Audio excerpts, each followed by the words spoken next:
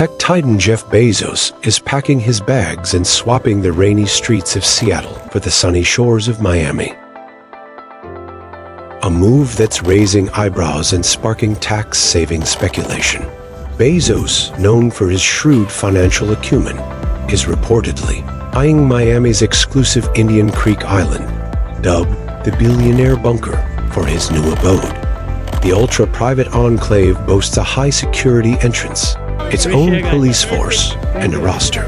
While Bezos has cited a desire to be closer to his aging parents as a primary reason for the move.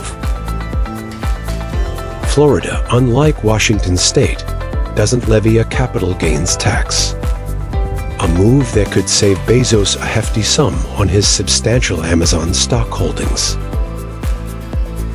who are increasingly seeking out tax-friendly havens like Florida and Texas.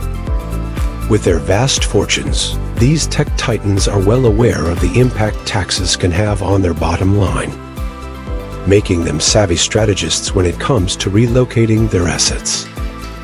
So, while Bezos may be swapping the grunge of Seattle for the glam of Miami, it's clear that tax savings are also influencing his decision.